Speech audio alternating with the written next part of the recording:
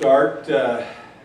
My name is Wade Rathke, and when we first took over Fair Grinds a little more than a year ago, less than a year and a half, one of the things we put together was what we call the Fair Grinds Dialogues. We try to get somebody through here once a month and invite them to talk about what's on their minds, if they've written something, or we've talked about TV shows, the NBA lockout, Treme, civil rights in the pamphlet. We've been through a lot of topics here. And one of our faithful customers, who when I was here from the very beginning I used to run into, is our neighbor Janet here. And I hadn't realized that Reverend Barnwell was necessarily back in New Orleans. I had been fortunate enough to run into him when I first moved back to the city around 1978-79 and was organizing household workers, domestic workers. And it's a long story and we'll save the pain, but we had this notion, we were just qualifying in 1978 domestic workers for the federal minimum wage for the first time. They were eligible as $1.65. We'd go out at streetcar transfer stations, bus transfer stations, leaflet people, tell them they were there. And of course, at that time, many domestic workers, maids, were lucky to be paid $1 an hour. In fact, we won a early enforcement case against the Gambinos, who owned Gambino's Bakeries, for paying a woman roughly an average of 75 cents an hour. So this was not uncommon. We did marches out and, around the lake to try to stir it up and have people not pretend they didn't know about Social Security benefits and household workers. And I don't remember how I stumbled into William. I think he was the campus minister maybe at that point across from Tulane, and somebody said, somebody, go talk to him. And so I proposed him this wild and crazy idea, because we were organizing this association of household workers. They needed to have a collective bargaining agreement that defined their hours, wages, and benefits. Well, who would be crazy enough to do that? We had thousands.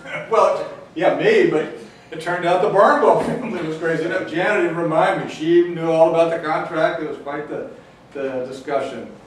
So I've kept up with him over the years, and then when I found out he was in the neighborhood, knowing his history, it turns out he's got a fairly new book, a memoir, Lead Me On, Let Me Stand, which speaks to his experience not only as an Episcopal minister, but the many crossroads he's been through as a man of God as well as a man of the people. So it's just a pleasure for me to have William here with us as part of the dialogue, and we stalked him and tracked him down. It only took me a year, but it all came together.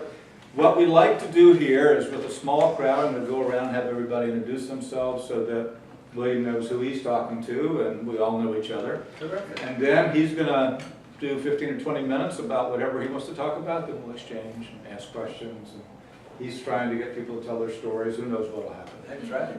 Can I say one other thing about your contract? We had this part-time maid, Ms. Phillips. You remember Ms. Phillips. She sort of ruled things. And we needed to work up a model contract that you were going to get the domestic workers around the city to insist on. So Ms. Phillips and Wade worked this out, and of course we agreed to it. But one time I remember an issue came up, and I said, Ms. Phillips, you really need to check with Mr. Wade Rathke about that. And she said, we don't need to talk to that man about everything. Which is what happens in all union situations, incidentally. Why don't you pass that over? Okay. Wade, and your name? Juliana. I'm a student at Tulane. Jesse, senior at Tulane. My name's Emily. I work here in the city. I work with teachers. I'm Marie.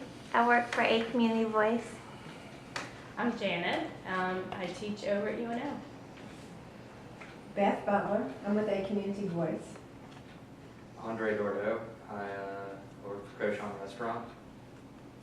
I'm Z Thornton. I'm the manager here at Fair Grinds. All right.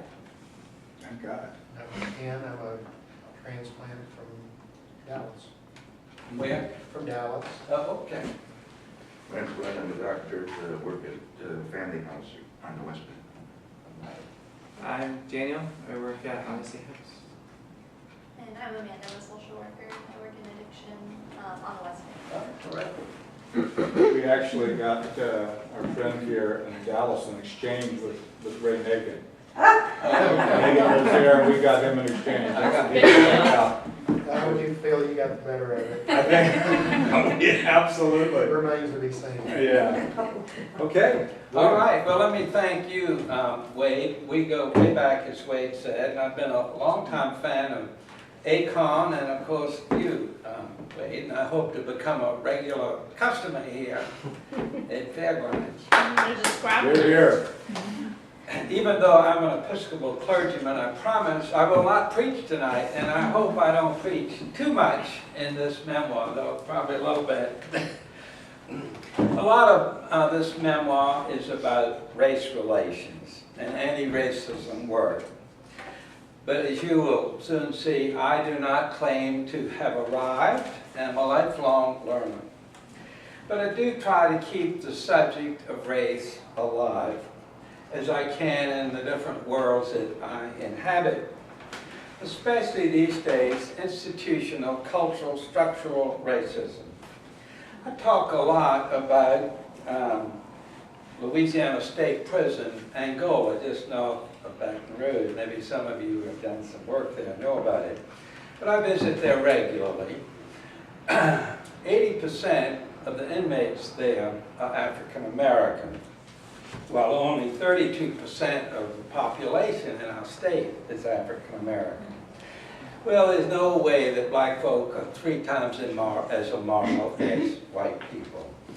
Michelle Alexander's recent book, some of you may know it, The New Jim Crow, has been most helpful in explaining why so many African Americans in this country, especially, unfortunately, in our state, are in prison these days. You all might want to get someone to do a discussion of that book. I think it's going to be a culture-changing book. What was it called? I'm sorry. The New Jim Crow. The New The Jim New Crow. Jim Crow. Okay. By Michelle Alexander. She spoke here recently at Dillon, packed crowd. So I want to talk about 15 to 20 minutes about my memoir and read a little bit from it. And then I know you all will have plenty of thoughts, and that's what I really like, is to hear other people's thoughts. And I'm big on stories, as I said earlier. I wish I could hear everybody's story. But my story begins in Old Charleston, South Carolina. I write a lot about my early years because I believe, probably like most of you, our early years really shape who we are in many ways.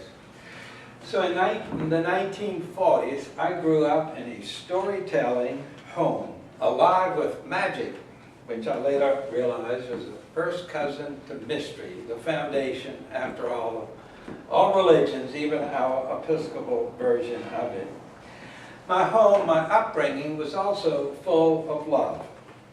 And I was raised to think that Old Charleston, that's old white Charleston, called by many of its natives the Holy City, raised to think that it was nothing less than the kingdom of God itself. Just as many people from New Orleans think that about this place.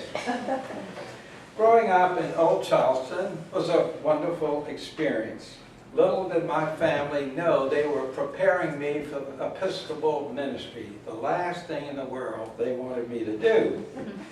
The endless storytelling, the enchanted house and yard with their magic, the certain knowledge that we lived in the kingdom of God, and most of all, the love, the unconditional, no strings attached love. Those things would bloom for me when I finally made it to seminary for keeps in 1964. This is a long time ago.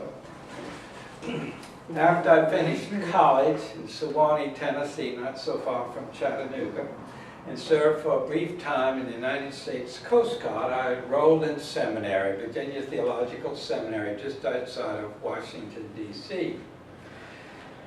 In 1960, if you can imagine something that far back, I had gotten a Dear William letter from the love of my life.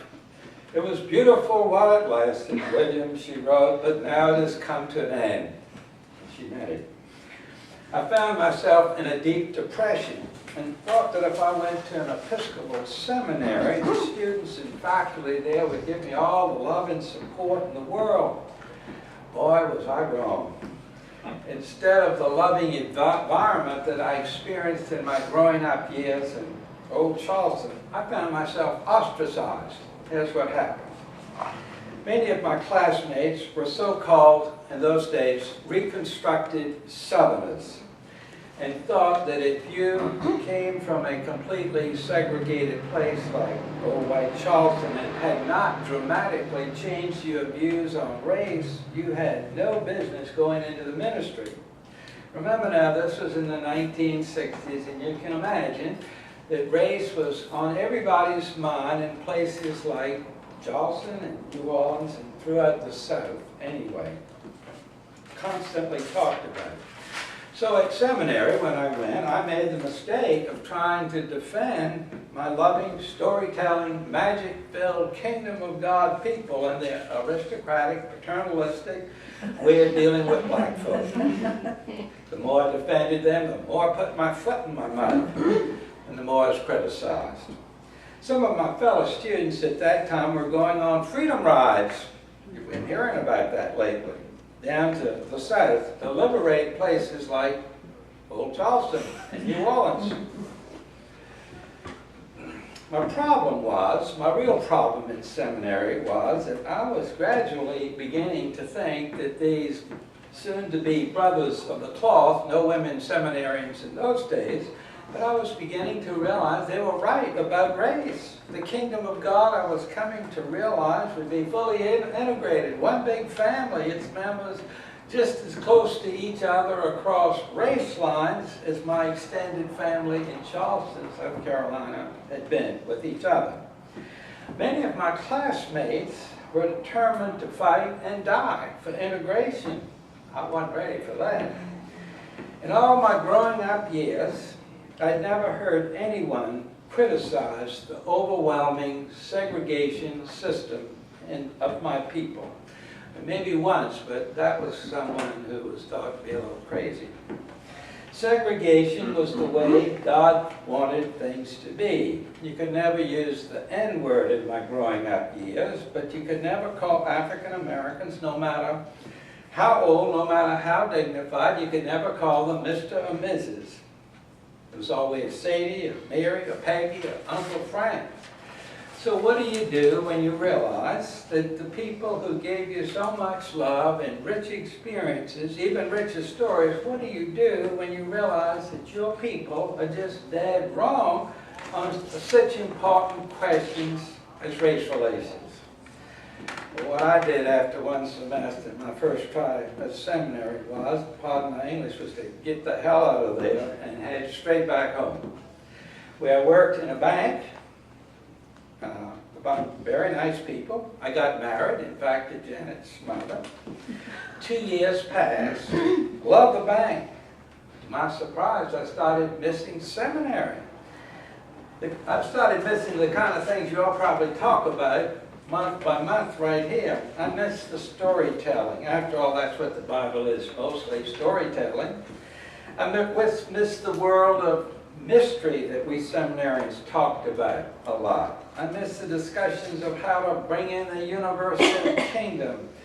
I miss the discussions about the great meaning of life. All those discussions we had at seminary and the bank was no place to have those.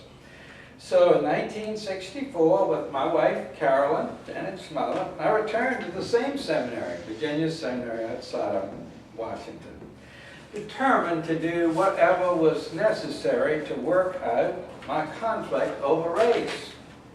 Now, I'm not one to do things half-assed, animal bites for that. I have to go all the way in whatever I take on. William, my mother used to say, why can't you be like normal people and take things more easy, one step at a time? You have to always jump in head first. So, as I did begin to think things out about racism and race relations, soon after seminary, I joined what I call the edge of the civil rights movement. This while trying to serve polite but conservative churches in South Carolina. Now that was in the late 60s and early 70s. My most profound, this is what I'll talk about most, and I won't go on too long, but my most profound and life-changing experience in my seminary years had come one summer when I asked to work as a seminary assistant in an all-black Episcopal community center in the most dilapidated part of my hometown of Charleston, and really less than 2 miles from where I grew up.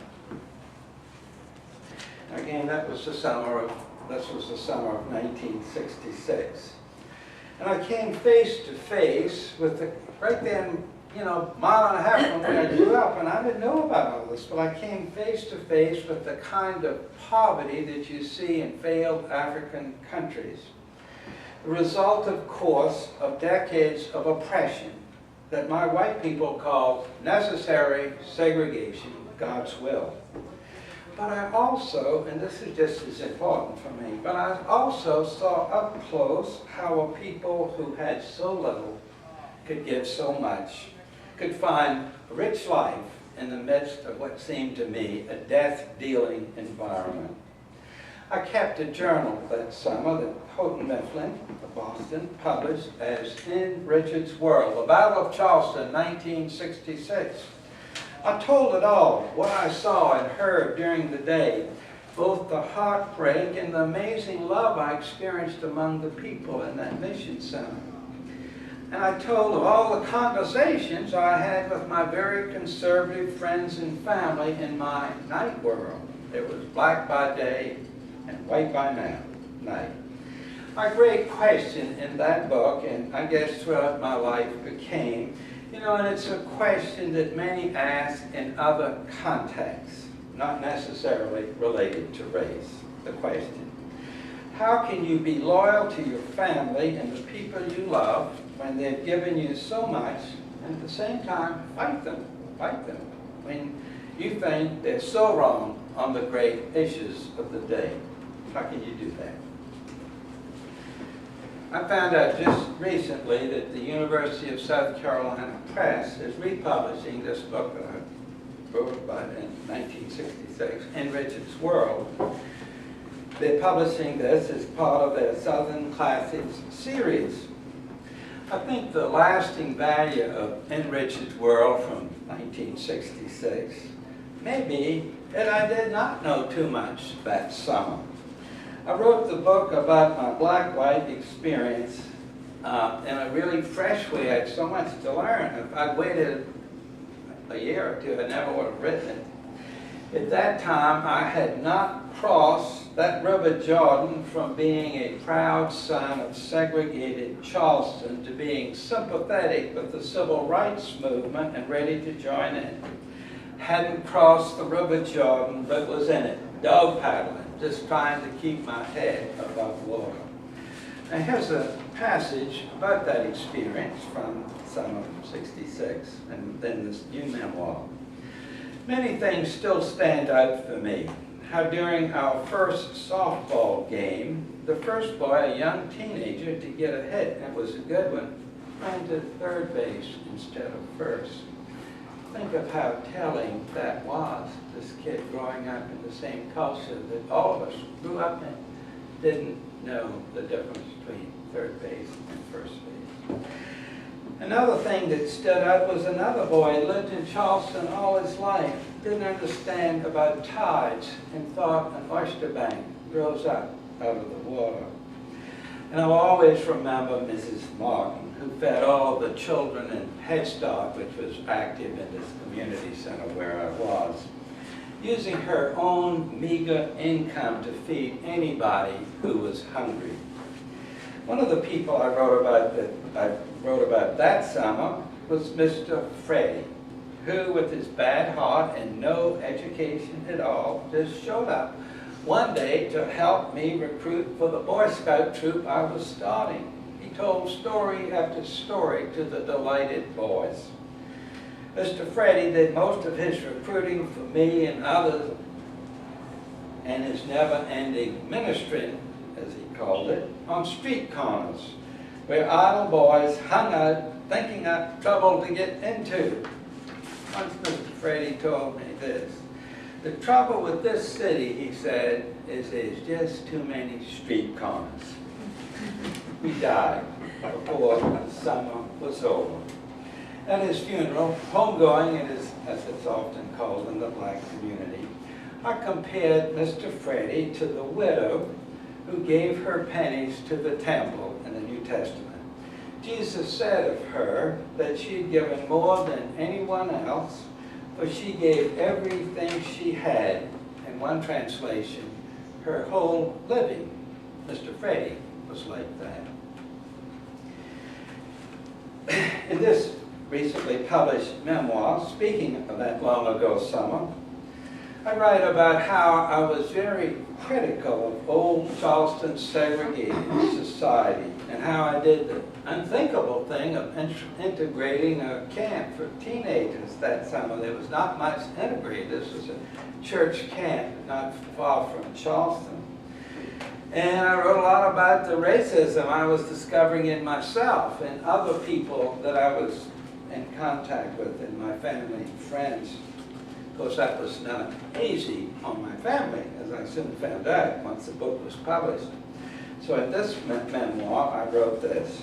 Shortly after the book In Richard's World was published, my mother called and said with a trembling voice, "Your father and I have read every word."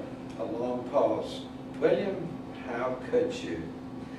And then for the first time and the last time in my life, she hung up on me. I pictured my parents, getting elderly by then, propped up in the old Charleston four-poster bed handed down through 6 or more generations. My mother reading aloud, my father, because of a stroke, not being able to read, but taking in every word. His eyes are red from tears, his voice all choked up. How could his son, his boy, have done this to them when they had given me everything? After trying to serve conservative Episcopal churches in South Carolina, at the same time work on the edge of the civil rights movement, I got away with that for a while. But I realized that I had to leave South Carolina if I was going to continue to do what we call pastoral ministry that I've always loved, teach the faith, and at the same time remain part of this civil rights movement in the 1970s. So I came to New Orleans as an Episcopal college chaplain at Tulane and UNO, where I met Wade Bradley, LSUNO at the time. My Janet teaches English now. In my college chaplaincy in New Orleans, in those days, college chaplaincies were on the fringe of the church, and you could get away with a lot of things you couldn't get away with in most of the churches. Anyway, as a college chaplain, I was able to keep active in the movement, as it was called in those days, with the accent on the second syllable. I then quickly got involved in the peace movement, and the labor movement, and a little bit with ACON even, and the women's movement. If it moved, I was going to be part of it. A friend said of me during those times, and that word got back to me. The trouble with William, he said, is that he hasn't left home. Well, in a way, he was right. Like many of my white contemporaries from the deep South in those days, it was not that I chose to rebel, not so much that I chose to rebel against my heritage. I had to rebel. As long as I was not really making a choice, a free choice, I hadn't left home. Later, a therapist said, "William, you're counter-dependent." You heard that word before? Anyway, think about it. It described me pretty well during those days. All of that was too much for my former wife, Janet's mother, Carolyn, a genuinely good person. She thought she was marrying a banker. Our marriage ended in divorce. We had 2 young children, Janet and her sister at the time. They broke my heart. I'm not telling Janet anything different, but I had to learn to kill a husband's love and learn to love her, as we say in the church, and of course the other ways to say this, I had to learn to love her, not as a husband, but as a sister in Christ. I write about what happened, and take my full share of the blame. In the middle 70s, I received an MAT Master of Arts in Teaching at Tulane. Always optimistic, always believing I could do anything I put my mind to. In 1978, I asked to teach English at the roughest high school in New Orleans, Carver High. At that time, Carver served what was then the Desire Housing Project. Doesn't exist anymore, but it was the largest housing project in the nation, full of violence. My request to teach English at Carver was quickly granted. It was a disaster, even though I did my best. I felt I was both the wrong color to teach the all-black classes and also the wrong sex. The boys, many with no fathers at home, were always testing out their antlers on me. Probably some of the best stories in my memoir are times when I failed. I had some fine stories to tell about my time at college. I'm almost through. That experience, however, prepared me for 5 years of teaching so-called remedial students at UNO in the English department. These students were from Carver and other high schools in this area, and in those days there was no ACT or SAT requirement at UNO. If you finished high school, no matter how skilled you were, you were accepted. Well, I was part of a program designed to help these so-called remedial students really learn what they needed to learn to become regular freshman English students. Well, the students were mostly African American, and I loved that experience at UNO. And I write about some of the wonderful stories my students from these very poor backgrounds told. I discovered something most important. My underprepared, so-called remedial students had a lot to say, especially in their storytelling, as so many of them had grown up in non-reading but storytelling homes. They got it. So I got them to start telling their stories in class and expressing what they saw and heard to one another in class. And then I got them to write those things down on paper any kind of way. Then we would work on the endless rules of grammar and punctuation they would need to learn. I wrote 3 texts at that time for 6 students at Houghton Mifflin in Boston published. One was titled, Writing for a Reason. Once my students knew they had something to say and could write those things down any kind of way, they could and would want to learn those endless rules of writing one step at a time.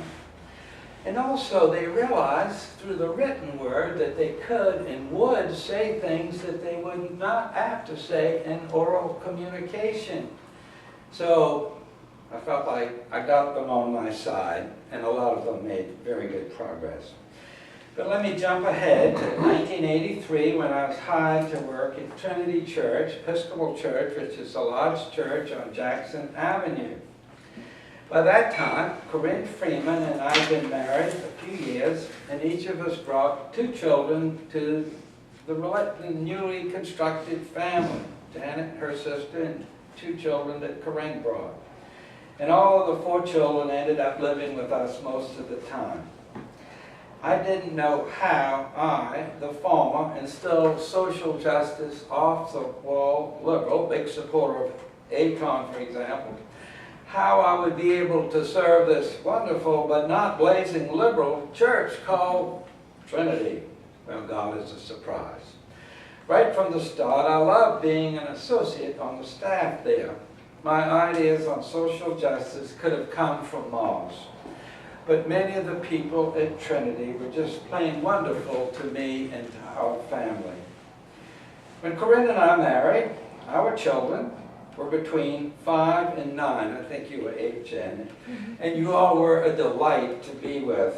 But by the time I arrived at Trinity, you and your two sisters and brother, you were teenagers, wonderful kids, but suddenly our family seemed on the verge of chaos. I didn't know the word at the time, but today we would have been called a dysfunctional family.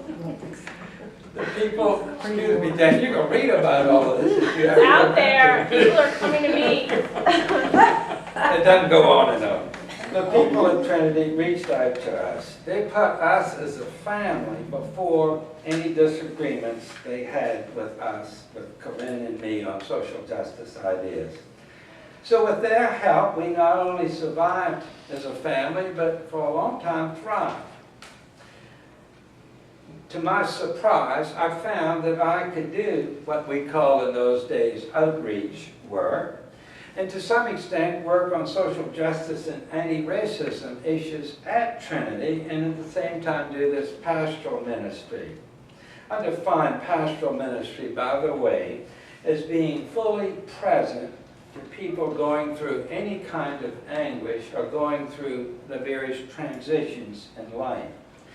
During the 13 years I was at Trinity, from 1983 to 1996, I helped initiate this, and then it sort of took off on its own. But at this pretty conservative church, since about 1990, over 200 of their members took part in this hard-hitting anti-racism workshop sponsored by the People's Institute for Survival and Beyond. It's a national organization headquartered in New Orleans. And their mission over these 2 or 3 day weekends is to help undo racism. It's mostly African-American led. Anyway, the coming together of things that pull apart or tend to pull apart is the main theme of my memoir, and I guess of my life. The coming together, rich and poor, black folk and white folk, church people and people well outside the Christian church, Old Charleston and my seminary back in the 1960s, gay people and straight people, coming together of free people and prison inmates. I have done over the years and do a lot of prison work now. All the coming together of social justice work in pastoral ministry. The great 19th century Danish philosopher, theologian Søren Kierkegaard defined love as the union of hostile or potentially hostile elements. That's the theme of my memoir. I'll bring this to a close, but just to say from 96 to 2002, I served Trinity Episcopal Church in Boston and tried to take everything I learned in New Orleans, like I learned from Wade here, to Boston. It did me a lot of good to take the South up to la-di-da Boston. Then I served the Washington National Cathedral for 3 years, and again tried to take everything I learned from people just like you up to Washington. Now I do a lot of prison work, and in the interim priest in charge at St. Luke's Church, a historically Episcopal African-American church here in New Orleans, founded in 1855. Just one last comment. A few weeks ago, I was being interviewed at the regular forum at the Washington National Cathedral to interview Bob Abernathy, who directs the PBS program, Religion and Ethics. Asked me if I was driven to do race relations over the years to atone for the sins of my people, was what he was asking. He was asking, are you driven by white guilt? And I said, sure, there's some of that, but mostly I was driven by loyalty. So many black folk over the years gave me and my family so much, stood by me in hard times.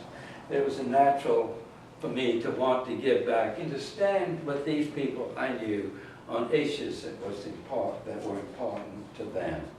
Ironically, I learned this kind of loyalty from my old Charleston family. So let me stop.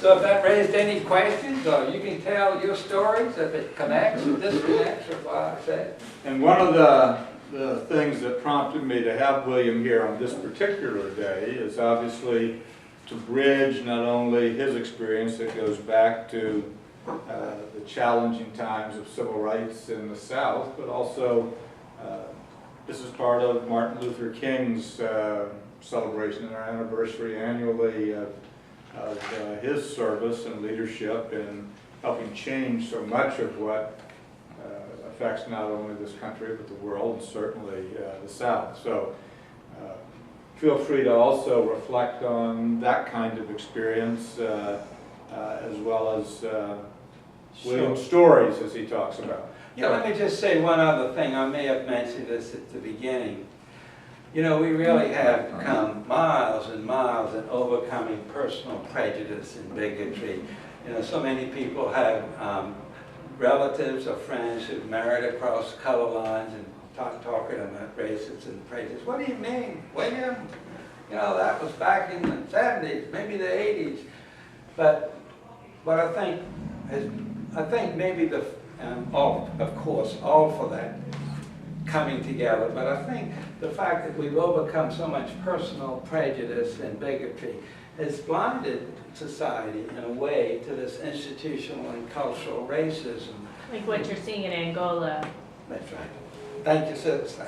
I said, I thought it did. Thank you, sister. Thank you, daughter. Still exists in Well, you see it in the law night blog where I work, and you know, not all of that is just because people do wrong. Yeah.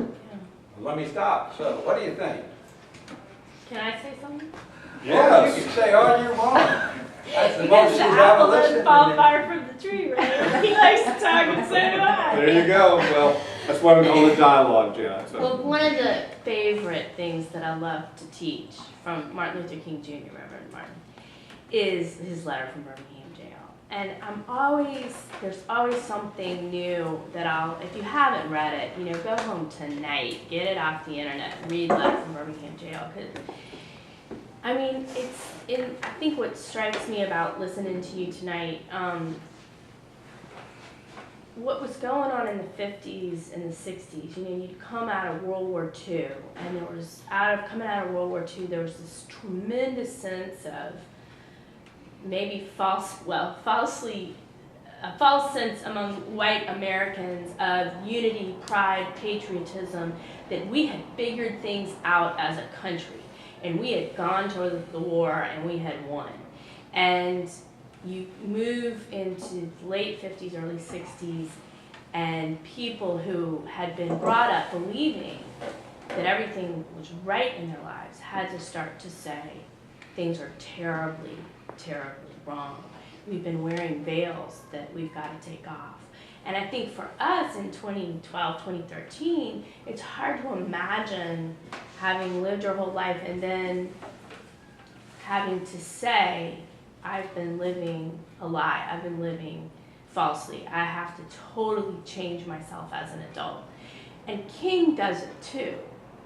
And what King does in Letter from Birmingham Jail is he reaches out. The letter is addressed to white clergy. And it's smart that he does this because he can use, you know, if you teach argument, you have to argue to your audience. He could use biblical passages because he chose a group of clergy. So he uses biblical argument, uses history, uses philosophy.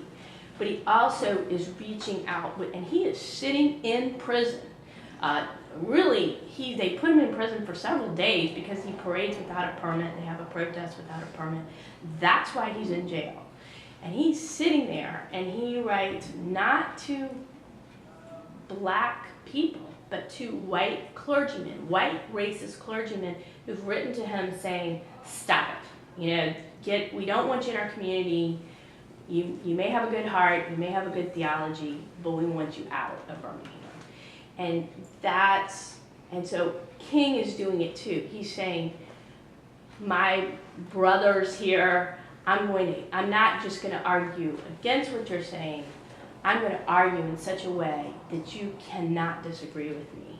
And he does it. And I think I have read an article recently, almost every single one of the sort of staunch segregationists that he wrote to from prison, all of them over the course of years gave up that stance and really came to rally around King. So you have this dynamic where people are having to just let go of everything, the core beliefs of their lives, and having to reach out to the other in a significant way. And I think there's a drama there that sometimes we, who didn't live through it, don't recognize. We don't quite recognize that drama, and I think you kind of get at it, which I appreciate. Yeah, thank you. Okay. Thoughts? Questions? Short speeches? Do you see a lot of parallels? You mentioned being involved in several different kind of movements in the 60s and 70s. And I think today in the inauguration speech, Obama sort of famously already, it's only been, 12 hours or something, but kind of famously grouped a lot of those different movements. Did you feel like that at the time on the ground, that they were part of a whole, or do you feel like they were very separate? Which group in particular? You mentioned being involved in like the women's movement and the gay rights movement. Yeah. Well, I'm 74. All my learnings have been gradual over the years. One of the areas that I'd not been involved in New Orleans was the gay rights. I had gay friends, but it just never was something I focused on. When I went to this large church in Trinity in Boston, one of the clergy was both not African American, but African and gay. And there was a large group of active gay, lesbian, gay people in the congregation, and they had their own group. Well, in a way, it wasn't fair to ask the man on the staff. The one gay priest to be the, The what? I said they didn't want to ask the one gay priest to be in charge of the... He served as their pastor, but I became the liaison to this gay group. And so I learned a lot about gay culture during that time, and And you ministered to some people who were dying of HIV too. Oh, you yeah. told me about that. But anyway, that was another coming together of groups which, tend to pull apart. And one of the ways I think people really do come together is when we hear each other's story. If I was hearing your story, it would be your story, and I would respect it. It might be quite different from my story. I'm sure it would be a lot younger, but I would respect your story. And I've been able to hear a lot of good stories. What do you think? We're in the same generation. Yeah, I enjoyed listening to you, and I look forward to reading the book. Some of those years you mentioned are like in golden flaming numerals to me. 1966, Right. 1964, and 1968. Right. 66, I joined Vista. Ah. Went to New York. I was from Chicago and lived in Chicago. And I was assigned to work in the South Bronx, which is where Jonathan Kozel has written a lot of things about. Yeah. And I'm still in touch with the church there. Oh, yes. St. Anne's. They have after-school programs. And it's like one of the poorest counties in the country. Right there, right in view of Midtown Manhattan. That's all. And then I was assigned to work in Harlem. And by the time I left, I stayed there. I was 2 years in Vista, then I went back into, I had quit school at the University of Chicago, then I got back into undergraduate at CCNY, and then I went to medical school at Mount Sinai. So all of those allowed me to stay living in Harlem. So by the time I left, and I worked a lot with kids in Vista after school study center and so. And by the time I left, after 8 years, about half of those kids were dead. Really? From drugs and violence. Gee. And some from just, lack of medical care and stuff. Right.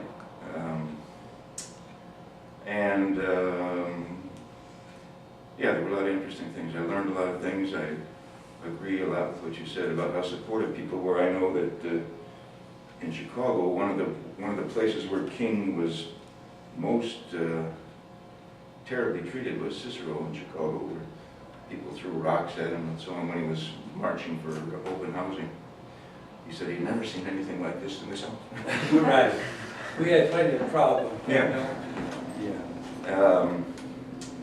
But here I was, a little naive kid in the middle of Harlem, where Wow. Malcolm X had just been assassinated recently, and there was a group called 5%ers that had sworn death to white policemen and everything, and people were very nice to me and encouraged me and looked out for me, Oh, that's nice. and I learned a lot from people. You and I had that same experience of being cared for by those kinds of folks and encouraged our loyalty. So I eventually went on to work at Cook County Hospital in Chicago. So that's where I worked most of my career, which was sort of like charity here. Sort of like charity, just larger. And probably still in existence. County. Well, what a Unlike story. charity. You need to write one of these. Maybe you have. But I look forward to it. Well, thank you. Thank you for sharing. Well, thank you. And I appreciate those of you who are a whole generation younger than I am, you know, listening to all of this. And does this sound kind of strange to the world that you know? Or tell me what I've been talking about. Tell me.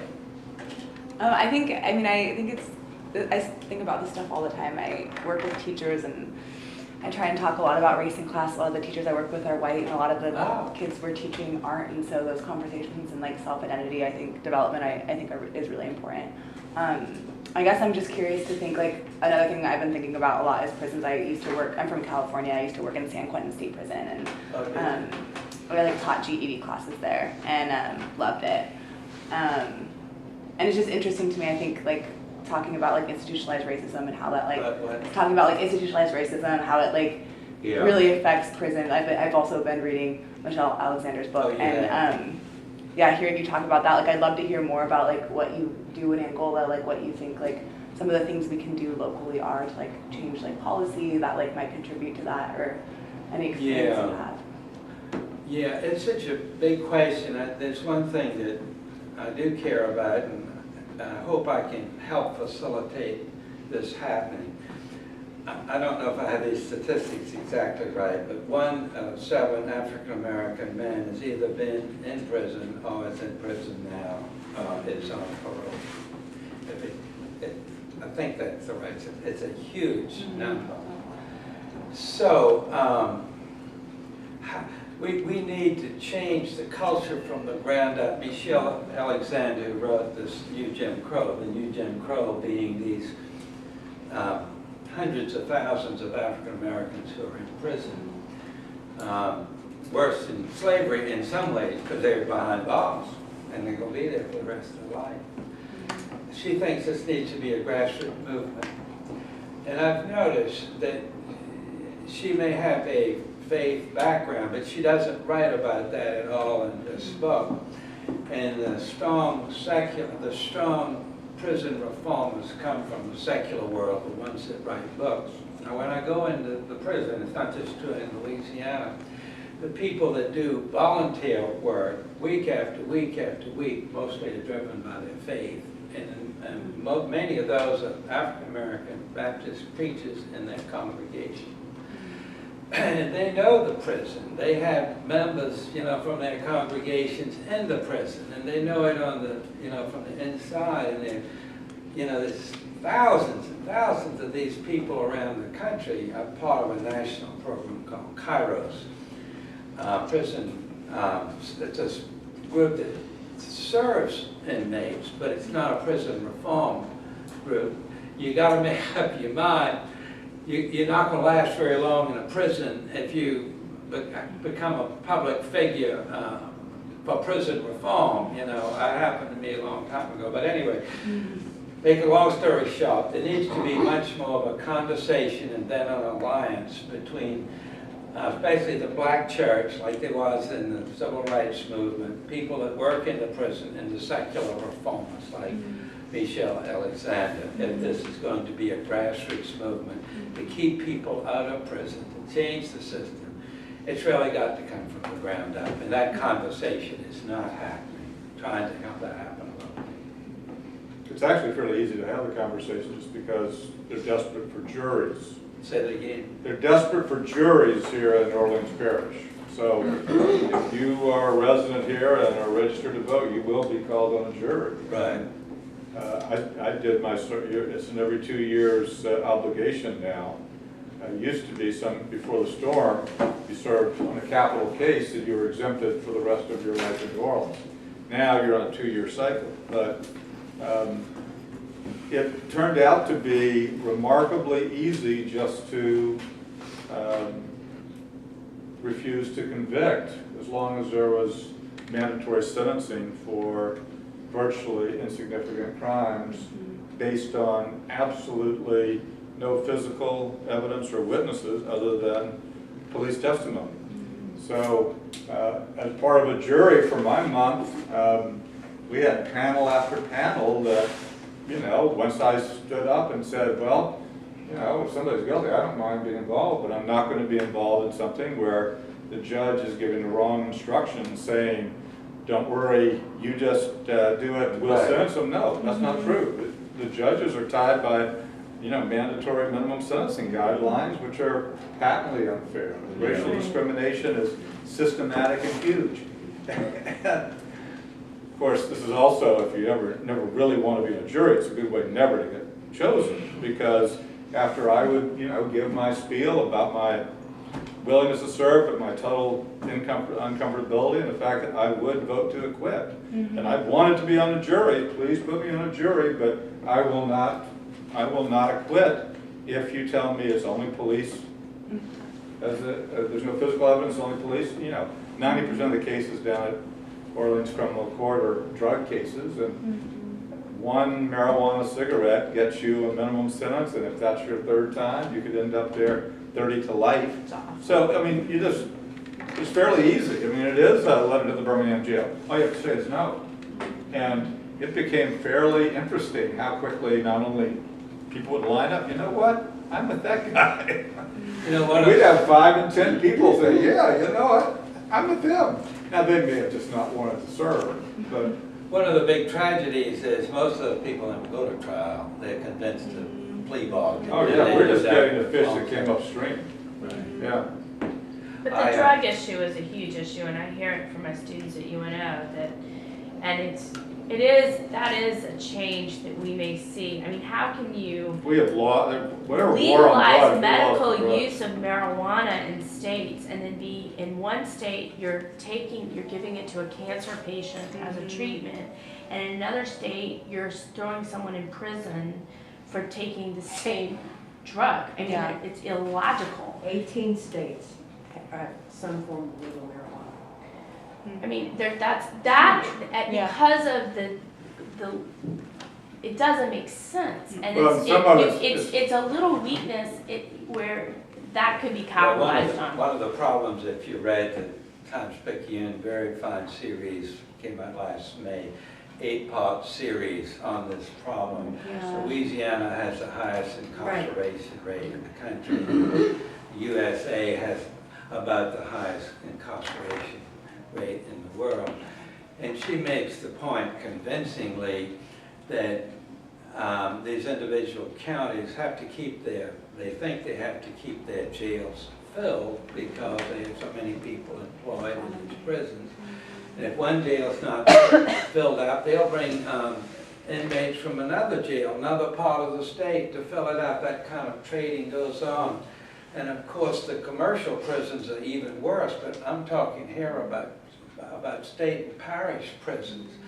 And so the incentive is to lock up as many people as you can because it's income producing. A lot of good Democrats are part of that process as well as Republicans. Other thoughts?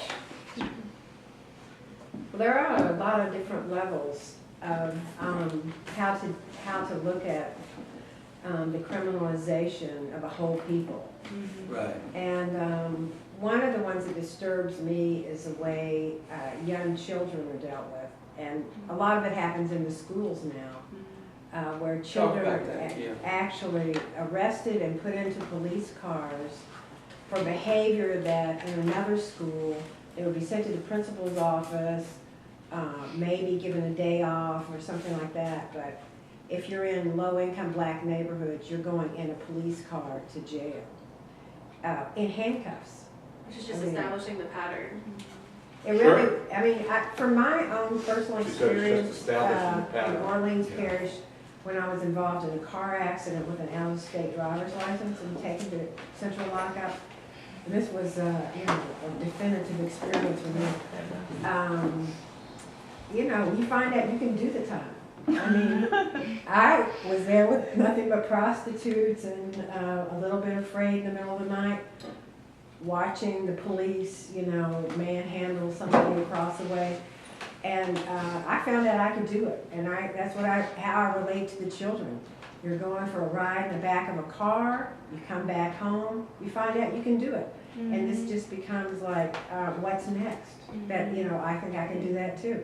It's just a terrible, horrible psychological effect on children. I know this isn't part of the story you're telling, but why don't you share the story of your grandfather living across from Central High School in 1957?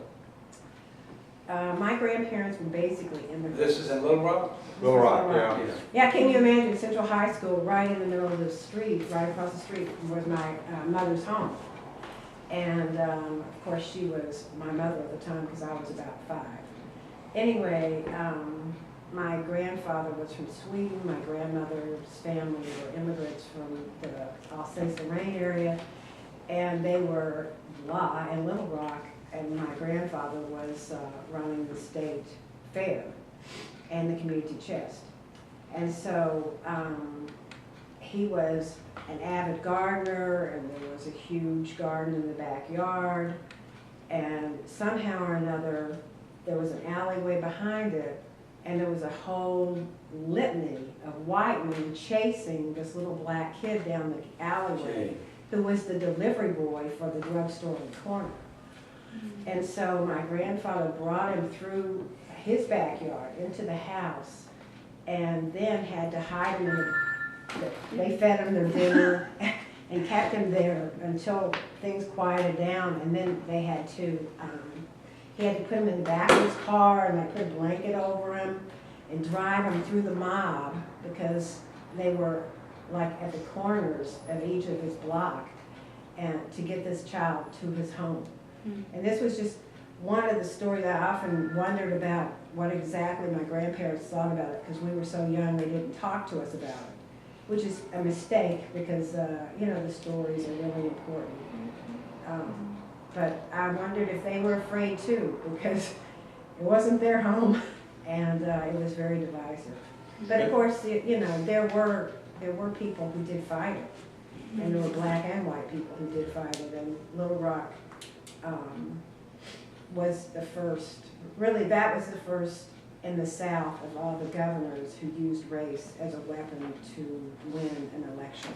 Well, it was also the first time a president of the United States called out the National Guard under Eisenhower to force compliance with the Supreme Court decision in Brown v. Education to integrate the school system in Little Rock. And it defined from 1957 to this day how Little Rock and Arkansas worked. I mean, you wouldn't have had a Bill Clinton as president without the experience of 1957. You wouldn't have had the sort of populist struggle between Oral Rosaldas and Dale Bumpers and the Pryors and everybody else without that sort of seminal defining experience. In the same, with Rockefeller, in the same way you wouldn't have Alabama without Selma, or Montgomery and the boycott with King. You know, just these are defining things where in some ways you have to make a decision about race. You don't have a choice. One thing I was picking up is going around the room that sounds like all of you are doing what we, excuse me, but doing what we call in the church the Lord's work. It's so important, and I hope that, you know, you all will support each other and sustain this.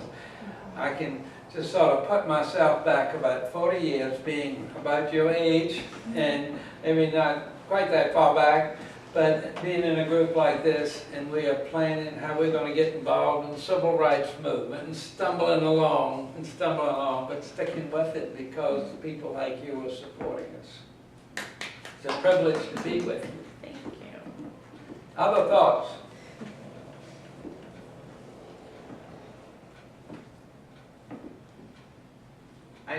I kind of have a question. I'm going through Sure. seminary as well. And You're in seminary now? yeah. What seminary? It's kind of complicated to talk about, but it's University of Wales, the country. Okay. So it's a distance degree, but it's a master's of theology. And I'm actually writing on anarchist theory in Christian communities, which drives my fundamentalist church nuts from where I come. But Christian anarchy, I really admire. but like you kind of alluded to it a little bit with your experience at Trinity. How do you, I guess, continue in a dialogue and continue to persuade those who you share a kinship with, a religious kinship with, even familial, who, I mean, you see the world in two fundamentally different ways. That's right. And I mean, I'm just convinced I'm right, so I'm just going to be that arrogant right now. Just Don't give up on it. How do you? What method of persuasion did you use? Well, I think you're asking a very good question. They prefer to this. First, a lot of those same people that I disagree with, that you would certainly disagree with, gave us a lot. And so, you know, that was an important dynamic, because during some of those years, we as a family were down. And these people who were on the other side of the issues helped us to stand. That's one thing. And you acknowledge that. I mean, when people did right by you, you acknowledged Sure. what was right. But then, you know, look for common ground. And one of the ways that this worked for me is I would go see the old ladies in the congregation who were sick and shut in, and they really appreciated my visits, and I really enjoyed their visits. And their sons may be way on the other side of the political spectrum, but they appreciated my seeing their mothers or their aunts. I'm making a larger point, though, is we can look for common ground. After all, we're all human. We all have our problems. We all have our needs. And even though we may be, in a way that's what my memoir's about, even though we may be on the other side of these issues from each other, you know, they can be just coming together. A lot of it is when we learn each other's stories. Does that work for you? How have you done that? He's an old radical, you know, and you seem to get along with most everybody. Listening turns out to be important. There you go. The personal relationship, too. I love the abolitionist era, because before slavery was abolished, it looked like it was not going anywhere. It was written into law. It was, you know, the institutionalized slavery was there. But it was through human relationships and through Frederick Douglass's narrative, Harry Beecher Stowe's Uncle Tom's Cabin, those stories, and then the real human relationship. I think. Have you had much chance of connecting with these people on a personal level in your church? Oh, yeah. I mean, how does that work for you? My home church is out in Portland, Oregon, and so I go home and we worship together. We take the Eucharist together, and then we go out to lunch and talk. But for me, it's always felt more that we're just getting more and more entrenched and more polarized. Yeah, in our society. I mean, it was almost to the point where, like, between September and Christmas, my mom wouldn't talk to me. Yeah, that's right. And it was, and I mean, in her fairness, it was very heated, and she just didn't want to ruin the relationship. So it's not like, but it's just getting to this point where people are coming to blows over these kind of. You have to ask, what is their direct self-interest? This is where you find a common ground. Your mother has a direct self-interest. I'm sure she does. She does. And maybe it's maybe it's her health, you know, because actually prejudice and negativity is poisonous to the body, and it's poisonous to the brain. Don't get So started on negativity. I mean, so really, you can talk to people about their health and their heart, and that you want them to stay healthy, and that really we need to think about things in a healthy, positive way, and just go there. Yeah, no, that's fine. And maybe, you know, when you see an end, you know, you can take advantage of it. sometimes people have asked me when I'm giving a talk on this memoir, well, what happened to you and your parents? Well, what happened was they got older and they needed me. And, And you needed them too. well, and I responded. They'd given me so much as a younger person. And I remember my mother saying, William, this was, about 10 years maybe after I'd written In Richard's World and been involved in the civil rights movement. She said, William, let's let bygones be bygones. We need each other now. I've said what I've needed to say. Lord knows you said what you needed to say to me. So let's move on.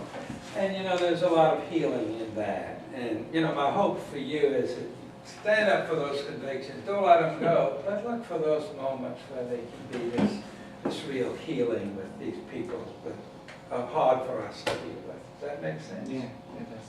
It's contradictory. Right. It's a good book for a seminarian. It's somebody who had to deal with Yeah, I have. those things. Thank you. Sermon by Dr. King about. Yeah. Because, Martin Luther King showed the way, at least in what he said. And I think it's probably pretty hard for him to deal personally with some of these folks, but he preached, the gospel of love, and love your enemies and find that common ground. Not easy.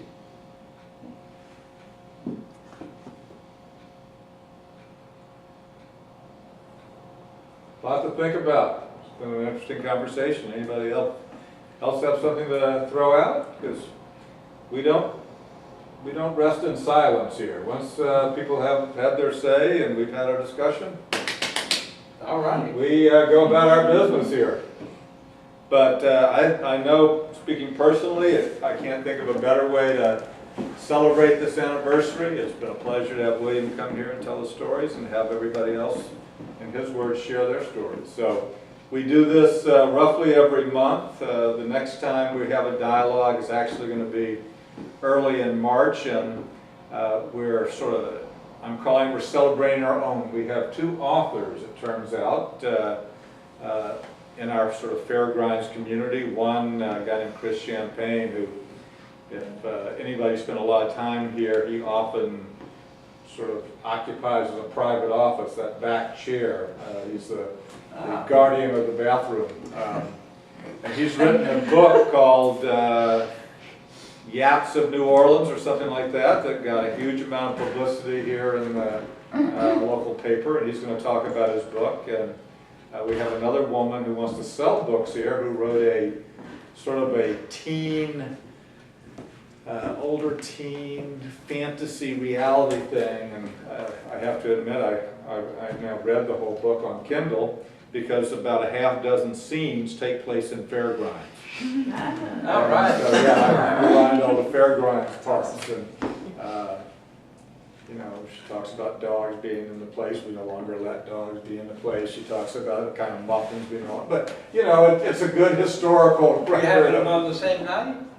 Yeah, we're bringing them both, plus working with Z, we finally solved the problem of going 100% fair trade. We have now fair trade espresso for the first time, and we're going to bring the fair trade espresso guy up here as well. So we got a 3-ring circus. It'll be a lot of fun, and as always, you'll see notes on the counter until we run out, and then they'll come back, and a poster up there for the first week of March. So some of you now are regulars. I don't start till I see you, so I warn you about that. We could be waiting for you until then, but spread the word. We love doing these things for whoever enjoys it. Good to see people here from Tulane and elsewhere. Thanks again.